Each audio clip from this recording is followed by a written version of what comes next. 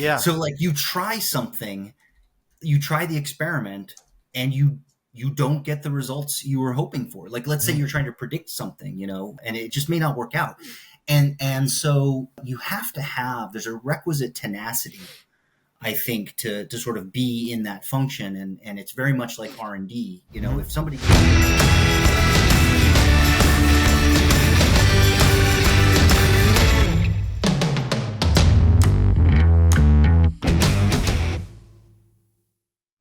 Hi, this is Mike LaVista. Welcome to the Digital Transformist. And today we have Scott Friesen from Echo Logistics joining us. Pleasure to see you again. Great having you on. Thanks for coming. Thanks, Mike, great to be here. So maybe let's start a little bit about your journey to where you are now and kind of what got you interested in technology in general and how Echo is a fit for you right now.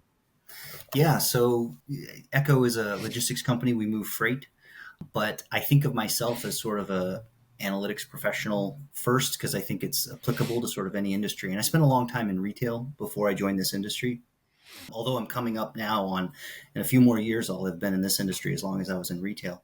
But, to me, how I ended up here is there's this string I just kept pulling on. I actually started in strategy role when I first joined Best Buy at the corporate headquarters in Minnesota. And I would have these questions that I felt like we needed answers to in order to make a good decision. And it turned out some of those questions were hard to get an answer to. And there could be any number of reasons why. Maybe we didn't have a measurement. Maybe we did have a measurement, but we couldn't get to the data. Maybe it was a very difficult thing that required a lot of statistical calculation to control for lots of noise. But fundamentally, it just came down to how do we make better decisions, both at the sort of macro level, at the strategic Mhm. level, and at the tactical level. And as I kept pulling on that string, I ended up deep down the rabbit hole of technology, because the answers were usually coming from technology systems and Yeah. the data that's stored in databases. And so that's a string I've sort of never stopped pulling Yeah. on since then. Yeah, I'm curious because I wonder about, you don't have to call anyone out specifically, but sometimes when you go and you ask those questions to executives about here's some questions I have, it's going to involve some change management, because all of a sudden if we can't get those answers, it means we either need a system or a person who's a data person. Like how excited have you found teams are about that change process to go look and find new data and use it differently? I would say many years ago, I would have said that it's a much harder sell. Now, I don't think it's a hard sell in terms of just the concept. What I think can be a hard sell sometimes, or just helping, executives appreciate the challenges, or, how challenging it can be to actually, get the results or get the answers that you're looking for. And then there's other situations I've actually come across some leaders that are sort of like skeptical, because it is sort of hard and complicated. Yeah. They'll sort of be skeptical about whether or not it's actually even doable or Yeah. knowable, and so I no longer feel like there's sort of one universal classification. It is kind of, all over the map, both in terms of, I would say, the enthusiasm level for it would be sort Yeah. of one axis, and the sort of technical aptitude or understanding would sort of be another axis. And you can sort of encounter leaders all over, Mm-hmm. that map. And as a result, the way that you need to engage with them, I would say, is different depending on where they're coming from. It's really, I love that visual of enthusiasm and aptitude, because one of the things that we find a lot is they know a problem exists or a gap exists about we can't get data or something like that, and they've tried to fix it before and it didn't work in either some disastrous or painful way, and now they've sort of closed it off as like, well, that's unknowable or that's Yeah. painful. But it's like, but then maybe either times or people or new technologies come into play. It's actually, we should try this again. Have you run anything like that before? Absolutely. Absolutely. Yeah. I mean, here's the other thing. So part of, I lead a team that includes data science, and data science, I believe, if it's done well, is following the scientific method. And what that means is it doesn't always work. Yeah. So like you try something, you try the experiment, and you don't get the results you were hoping for. Like let's say Mhm. you're trying to predict something, and it just may not work out. And so you have to have, there's a requisite tenacity, I think, to sort of be in that function. And it's very much like R&D. You know, Hmm. if somebody goes to a chemist at 3M and says, please invent this organic material that has the following properties, if they don't get it right on the first try, they don't just say, oh no, I guess we don't need that Yeah. anymore. They try again. And so we have a similar situation, I would say, but I do think that there's a very reasonable pushback to that from any leader that's sort of financially oriented. They're going to be thinking in terms of ROI. Yes. So the question is, they're sort of trying to weigh, like, what's the likelihood that this actually can be Hmm. achieved relative to the benefits, if it is achieved, relative to the cost of trying to pursue it. And that is, there's lots of areas in there of sort of discussion and debate and contemplation, I would say, in terms of amongst leaders. And so there's definitely situations where I've worked on some problems where I know my leadership at sometimes has been skeptical as to whether or not it's doable. Yeah. And, depending on how many resources it's taking up, they either sort of let me, like, give me the leash to sort of pursue it, or not, depending on how much it's consuming. It's one of the areas I actually, I've talked about the strategic use of interns. Okay. And I use this baseball metaphor when I talk about, like, managing the portfolio of our work. So at all times, we should be working on singles, doubles, triples, and home runs. Hmm. So, like, really easy stuff that we can Sure. kind of knock out, and then really big home run swings that might be really hard, and we don't know, it could take a year to get it right, et cetera. And my analogy in that sort of paradigm for interns are base stealers. So it's Oh, okay. like, I it's love that. high, it's sort of higher risk, right? Because they could get thrown out, but you could get some, you can advance some bases, Mhm. basically, sort of under the radar a little bit. And so there's been times when, if we got a little bit of an out there idea, we'll assign it to a summer intern to work on, because no one ever questions. Almost no one ever is going to be like, well, I can't believe you wasted that intern Yeah. resource. It's like, it's a great way, and it gives the intern a lot of times a great experience, because they're working on something that's a little bit more out there. So it's sort of great for them from a learning standpoint, and good for us because it's less Yeah. risk. Well, I love that because I think the question that we've had to solve a number of times, I think people in your role probably have to solve a lot of times too, is how to sell that idea to executives. And I think breaking it up into that, we've done T-shirts like small, medium, large, but the baseball thing is great, Yeah, right? Because you can put some yeah, other metaphors in there. Because I think a lot of companies look at technology as kind of a binary, like it worked or it didn't, and don't get that because experimenting sounds like you're wasting my money, right? right, But right, but if you maybe just reframing, I hate to call it spin, but like if it's iterative, it's yeah, because like when you think about like what the pharma companies do with R&D, it's like it's hundreds of millions of dollars to conceive of and bring a thing to market and FDA and right, all that kind of stuff. But like along the way, there might be little, incremental, wins that are hard to do in pharma, but easy to do in technology, where it's like, oh, hey, we right, got a little piece of this data and it's working, going in the right direction. We got our single. And what I right, like about your baseball analogy is a single, then you can advance the runner. You can make it a double. right, You can make it a triple. And right.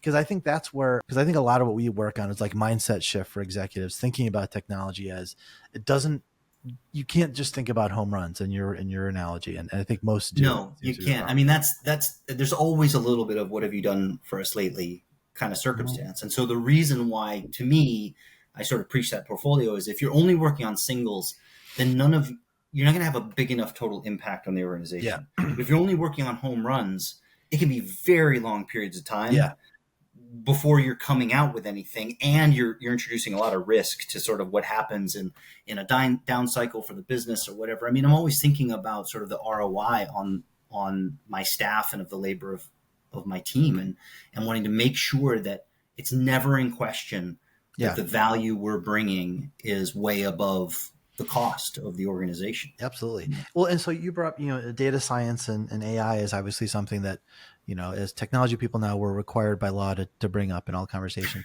Um, but it brings with it like a lot of uncertainty again in a world Yeah. where I think what companies and executives are looking for is certainty. And so how have you navigated that expectation output management with that team? Yeah. So a couple of things.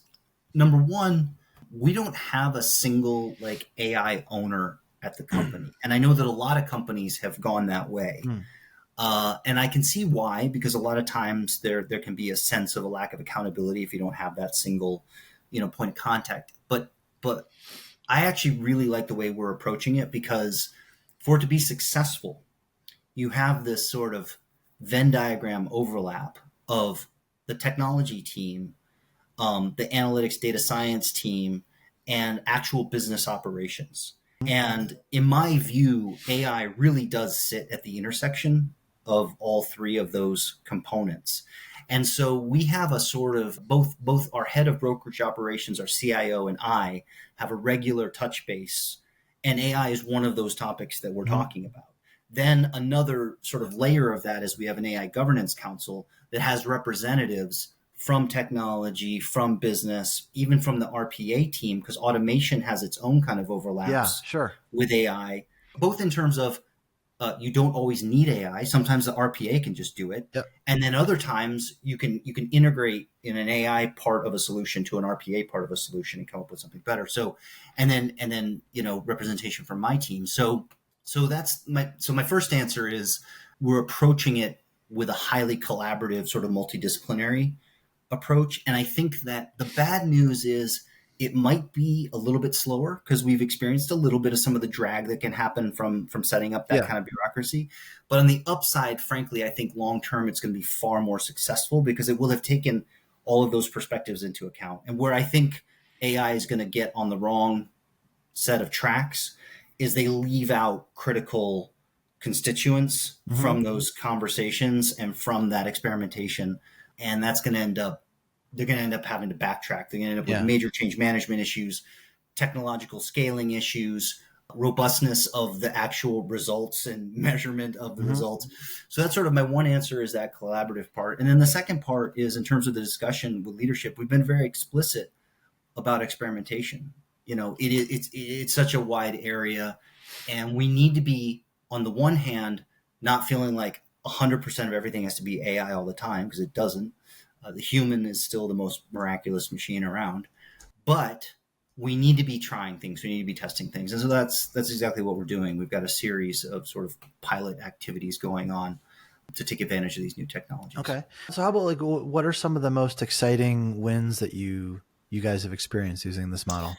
Yeah, so a couple things. We've rolled out a couple of solutions, one of which is for our technology team. So, trying to help with their efficiency, using essentially an AI chat function to pull back information for the tech teams about tech processes. So imagine like your software deployment cycles, Yeah. your DevOps standards, all kinds of stuff. Well, all that stuff exists in wikis and Azure DevOps and all Yeah. those types of environments, but it can be hard sometimes to find what you're looking for. So they basically just created a simple interface where you can type in like, Great. how do I deploy new software, Hmm. or how do I get the following Yeah. permissions that I need to do this or that.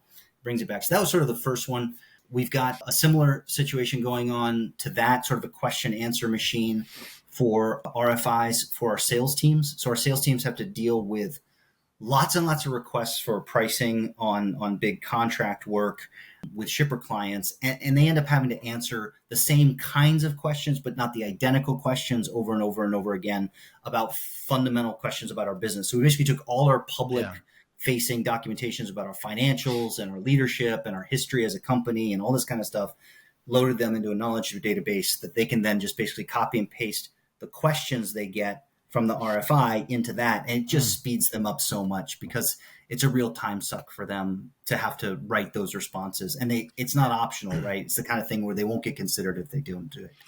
So those are things that are out there. The thing that I'm most excited about that we're working on and sort of have in a small pilot and are going to be scaling more throughout this year are all email based efficiencies. So that to me is a domain that's been underpenetrated with sort of data science or automation opportunities. And the LLMs are really cracking all that open. Yeah. So the ability to hit an API and bring back a response to some need from a client, for example, is predicated on extracting the information out of the From an email email. Yeah, I got first you. Yeah. and then using that Sure. information. And so in our world, that could be anything from providing a quote to a customer, setting up an order. So we send you the quote, you say, yes, please book it. Now that information gets extracted, loaded Mhm. into the system. It could have to do with tracking and tracing your load. Whereas it now it could have to do with setting up appointments for a particular location, get delivered. There's a lot of exciting use cases. And, we did a measurement last year, and I was shocked to see what proportion of time of our staff is spent in email. Yeah. Like the percentage of the day, it was 43% of their day was spent in email. And that's by far, like, like if you take that plus chat, it was actually 54%. So email plus chat takes up more than the sum of all the other applications they're working in Wow. the day. I mean, Yeah. I don't think I've ever heard anyone go quantify it. That sounds anecdotally right. Like if you're like any company probably has that issue. And if you could Right. dig into that efficiency, you might, and pull out another 10 or 15. How about this? What do you think you'll get when you're done? What's your goal to get that number to in the end? Oh, that's a really good question. So here's the problem. I don't know that we'll actually move the needle substantially on the proportion of time they're spending on email, but I hope that what they're doing in the email is materially different.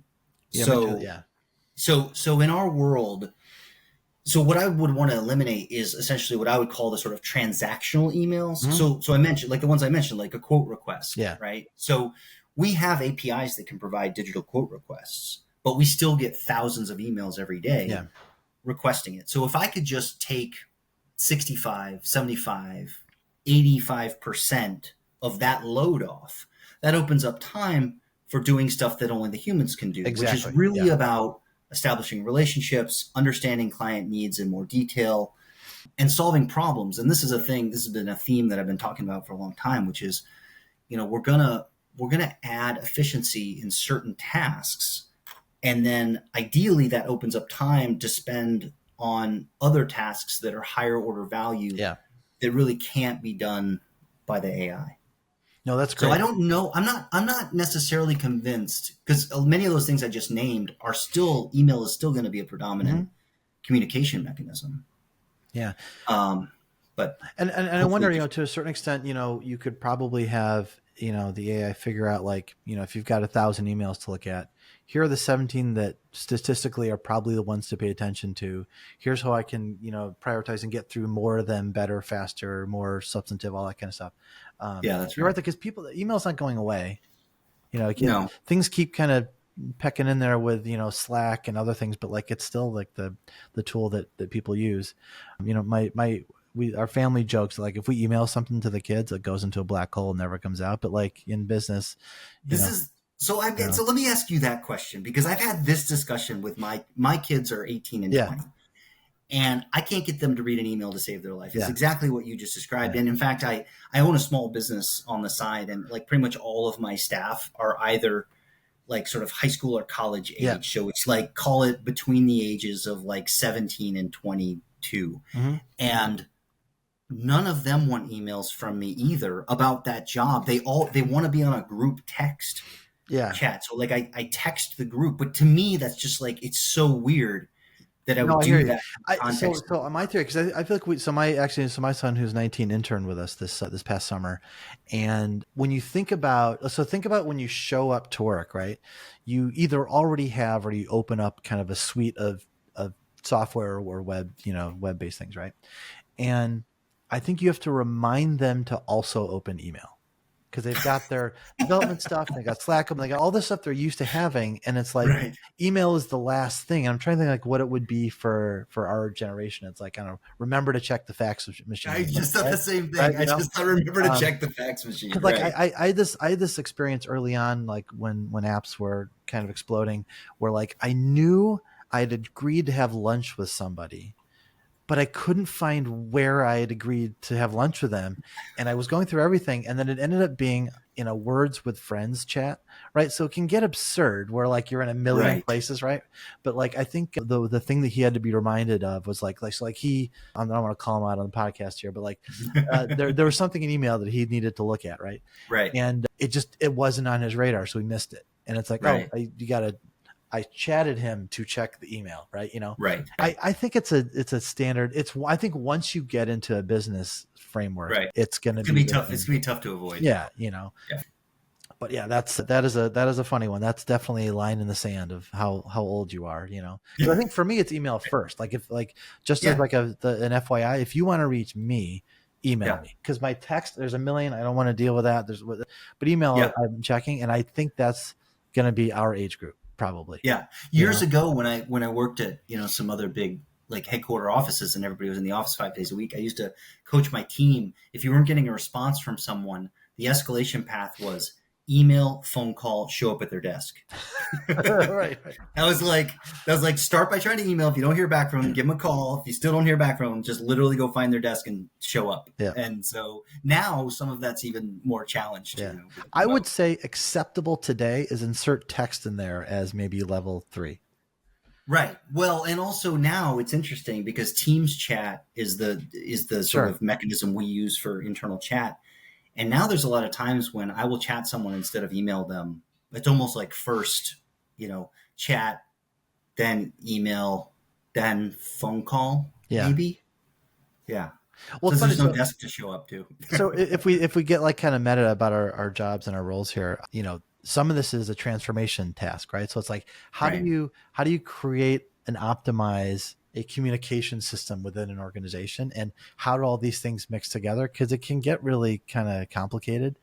Yeah. And I think generally speaking, the fewer the better, thus my words with friends, extreme, crazy example. But, Right. because I think some of us live in worlds, especially in consulting, where you've got some clients on Teams, some on Slack, some on whatever else. And it's like trying to manage that all together is sort of like, it's like with, all the different streaming apps. You can't remember which thing is on which platform. And, Right. it seems like eventually we're going to go back to old school cable where one app kind of includes all the metadata for Has everybody. And, everything. it's like it just kind of ebbs and flows. I don't know. Yeah. No, I think that's true. And back to in terms of the transformation question, I mean, I philosophically, it starts with not pretending that you have all the answers, and that's something it's something that I think I really like about the leadership of my company because they managed to walk a line that I think is a really important line for leaders to walk, which is how do you simultaneously project confidence and don't pretend that you know a bunch of stuff that you don't know, Yeah. right? Because it's very easy to tip onto either side of that error, right? To either act like you know everything that's going to happen, which leaders may pretend sometimes, but they don't. Or on the other hand, give too much of a wishy-washy sense and people feel insecure about whether or not we're going to be okay Yeah. collectively as a company and like be on the right path. And so I think that I think our leaders do a really nice job of sort of balancing that. And to me, it's something that's part of my answer to your question of like, how do you engage through these transformations or through these times of change? Yeah. You have to find that balance of, confident that we're going to figure it out, but that doesn't mean you've got all the answers on day one. And like a really specific example that we keep touching on hybrid work, but that was something our leadership was very explicit about throughout like the early part of the Mhm. pandemic. They would say, we don't know for sure when things will change, like what this will all look like on the other end, but here's the decisions we've made today, Yeah. and then we're going to revisit these decisions, at some point in the future. So like trying to balance that, I thought Yeah. was really Well, important. I always look at it like, if you've got like a reasonably clear strategic vision, like, so for us, like we want to be the best in the world at showing companies how to maximize their processes and technology to get the best outcomes. And that could have a different flavor a year from now when AI changes how that gets done. But Mm-hmm. but we're open to the idea that we're still going that direction. And along the way, things may change. We may have to adopt new things. And, 2 years ago, for sure, we're fully remote. And now it's like, well, maybe it could be different. But I always want it to be, in service of that greater strategic vision, and to be reevaluated constantly. And I don't claim to know the answer. I just know where we're going, that kind of thing. Mm-hmm. Yep. And right, that's a bit of a tightrope to walk. But I think, in technology, you can't possibly assume that what you have now is what's in place in 5 years or even next year. Right. It's got to be open to the new ideas, which is, I'm curious for you, like when you look at, where you're going, like what are the obstacles or questions that you think you've got that you have an open mind about and don't really know the answer to right now? Yeah, I would say one of those, just back to, we were talking about, areas of automation or semi-automation, is how far we can reasonably push that. Hmm. So just to like show an analogy to that, we have a truckload cost model that we built that's probably the most important predictive model that we have of many, but it's the most important one because it drives all this digital quoting, it drives support for the teams, et cetera, et cetera. And in the truckload spot market in the US, it's basically like a commodity market, so the Yeah. rates are moving in time and space all the time, for those not familiar. And so that's a very important model. And there are certain cases where we simply don't provide an answer. And so we don't provide an answer on 100% of all cases. And we know when and where and why we're not providing an answer, because the model can't handle it. The data's too sparse. There's whatever, limitations. And I am very curious about where those limitations are on the AI front, right? Hmm. The technology keeps getting better and better, but the challenges aren't just about whether or not the LLM is really good, Yeah. right? There's so many other aspects to it, the business process and the technology and so forth. And so I'm super curious to see where we end up. I throw out numbers just based on just pure speculative Yeah. instinct, right? That I think, for example, we could eventually automate or semi-automate, 80% of our quotes. Like, why do Yeah. I think that? I mean, it's a basic Pareto principle, because I think there's going to be some Yeah. portion that are too nuanced, too complex. You need the human Yep. to do them. I just don't know. I just don't know where that number is going to fall. And Yeah. I will also say that this is where I get a little impatient with business media when they say like all of this is going to go away. And it's like, anyone who ever says that has never actually worked No. in real business with real operations and real processes, right? Anytime Yeah. you say all or never or always, Yeah. my skepticism pops up, Yeah. right? But I am very, very curious about where those numbers sort of flatline out. No, that's really interesting. And I think that, like we've been through so many revolutions where something was going to completely go away. And I think Right. we talked about it a second ago. I think I ended up having to fax like a 401k authorization, something, because our system, our provider still uses that. And it's like, boy, I'm glad I still have an eFax to do that, because I don't know how I was going to figure out Can we how to. just, but could we just start the movement to, like, seriously though? I think Yeah. we can get rid of fax. Really, Probably can. if I could pick Right. a Yeah. technology to kill. It's I mean, fun. we're not still listening to music on 8 tracks, No, right? we're So I not. We're think, not. like, No. I think fax is like the communication equivalent of the 8 track. I Right. really, really feel like we could kill it. Yeah. That's really good. Well, listen, so this has been absolute pleasure. Really great stuff. Some great ideas about visualizing some things, and that your baseball metaphor is great. So a real pleasure talking about it. And thanks for joining me and sharing some ideas with everybody. My pleasure, man. Great talking to you as well.